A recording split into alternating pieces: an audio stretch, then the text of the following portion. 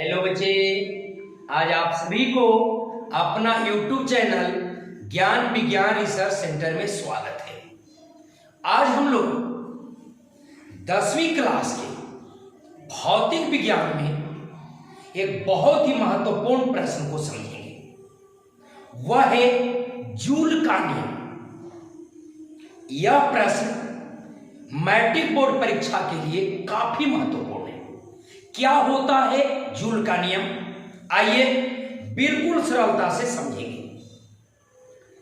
किसी चालक तार से यदि विद्युत धारा प्रवाहित की जाती है, तब विद्युत धारा के कारण चालक तार में ऊष्मा उत्पन्न होती है, जिसे हम विद्युत धारा का ऊष्मीय प्रभाव कहते हैं।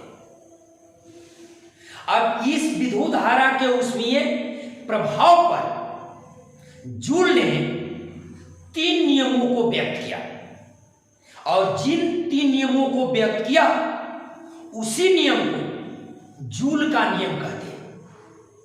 विद्युत धारा के तापीय प्रभाव पर जूल ने 3 नियमों को व्यक्त किया, जिसे जूल का नियम कहते हैं। तो यह 3 नियम क्या है, आइए सरलता से सीखेंगे। हम लिखेंगे जूल का नियम। जूल का नियम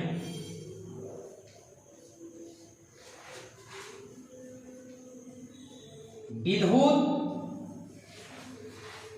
धारा के तापीय प्रभाव पर जूल ने 3 नियमों को व्यक्त किया, जिसे जूल का नियम कहते हैं।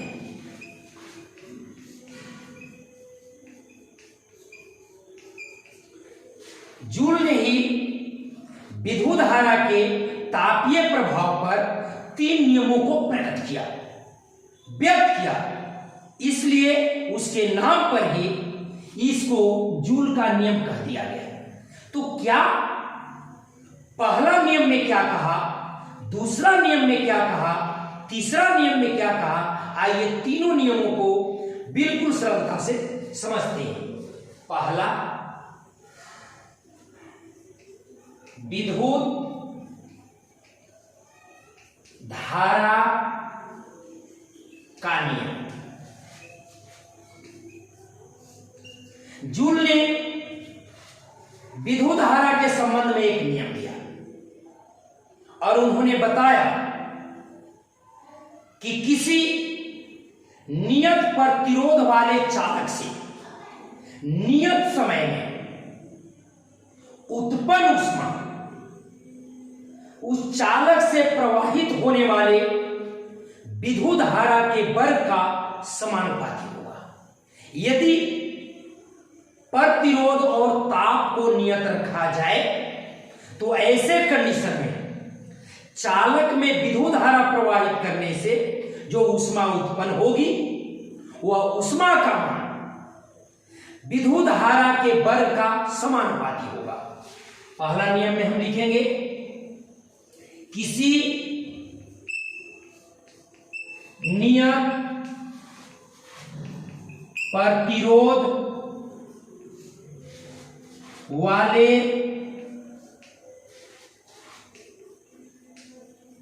चालक से नियत समय में उत्पन्न ऊष्मा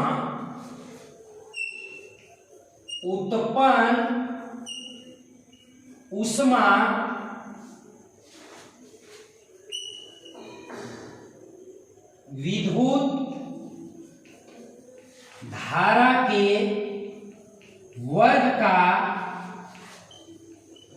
समानुपाती होता है। यही उन्होंने कहा पहला नियम में कि किसी नियत प्रतिरोध वाले चालक से नियत समय में उत्पन्न ऊष्मा विद्युत धारा के वर्ग का समानुपाती होता है।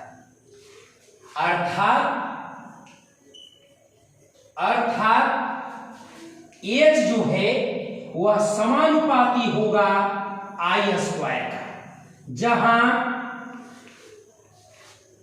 R और T नियत है। यदि R और T प्रतिरोध और समय को नियत रखा जाए तो ऐसे स्थिति में चालक तार में विद्युत धारा प्रवाहित करने से जो ऊष्मा उत्पन्न होगी वह विद्युत धारा के वर्ग का समानुपाती होगा। चलिए दूसरा नियम है, उन्होंने बताया प्रतिरोध का नियम। प्रतिरोध का नियम, इन्होंने प्रतिरोध का नियम दिया, प्रतिरोध के बारे में बताया। उन्होंने ये बताया कि यदि नियत समय तक किसी चालक से नियत विद्युत धारा प्रवाहित किया जाए तो ऐसे स्थिति में उत्पन्न ऊष्मा प्रतिरोध का समानुपाती होगा। चलिए इसी बात को लिखेंगे। यदि नियत समय तक नियत विद्युत धारा प्रवाहित होने के कारण उत्पन्न ऊष्मा प्रतिरोध का समानुपाती होता है, समानुपाती होता है। अर्थात H समानुपाती R, जहां I और T नियत है।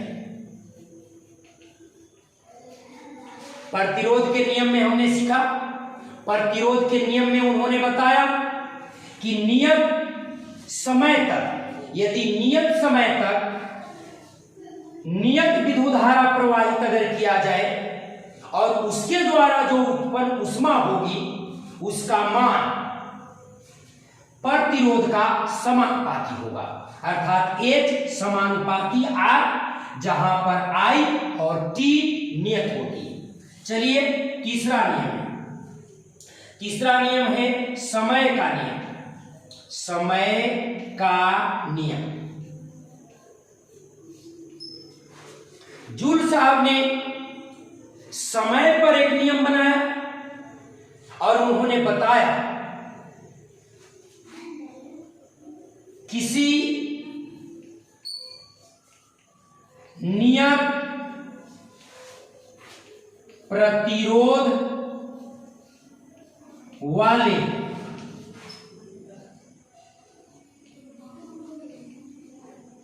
चालक से नियत विद्युत धारा प्रवाहित होने के कारण उत्पन्न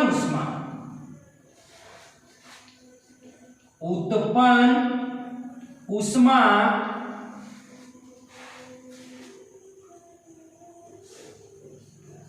समय के समानुपाती होता है, समानुपाती होता है। यह रहा समय के नियम में। यदि नियत प्रतिरोध वाले चालक तार से यदि हम नियत विद्युत धारा प्रवाहित करें और ऐसा करने से जो ऊष्मा उत्पन्न होगी वह ऊष्मा का मान जितना समय लगेगा, जितना समय तक विद्युत धारा प्रवाहित की जाएगी, वह समय का समानुपाती होगा। अर्थात H समानुपाती T, जहां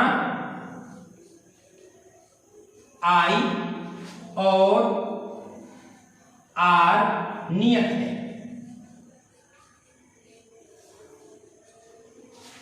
हमने देखा कि यदि जूल्स ने विद्युत धारा के नियम में बताया कि R और T नियत रहेगी, तब H I स्क्वायर का समानुपाती होगा। दूसरा नियम प्रतिरोध के नियम में बताया कि यदि I और T नियत रखा रहे तो ऐसे कंडीशन में जो ऊष्मा है, उत्पन्न ऊष्मा, वो प्रतिरोध का समानुपाती होगा।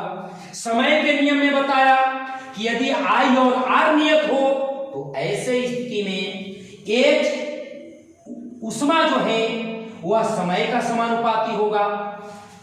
यदि हम तीनों को मिलाते हैं, यदि विद्युत धारा के नियम को, प्रतिरोध के नियम को, समय के नियम को, तो इसे पता चलेगी कि यह H समानुपाती या I स्क्वायर R T होगा। यही है जूल का नियम। इसमें उत्पन्न जो ऊष्मा है वह I के वर्ग के समानुपाती होता है, प्रतिरोध के समानुपाती होता है और समय T के समानुपाती होता है। तो चलिए, बिल्कुल सरलता से मैंने आज जूल के नियम को समझाया और व्याख्या करते हुए बताया। यदि आपको समझ में आया है तो आप इस चैनल को लाइक, सब्सक्राइब, शेयर करें और यदि कोई सुझाव हो तो कमेंट में जरूर बताएं, ताकि नए नए वीडियो लेकर आपके पास हमेशा आता रहूं। धन्यवाद।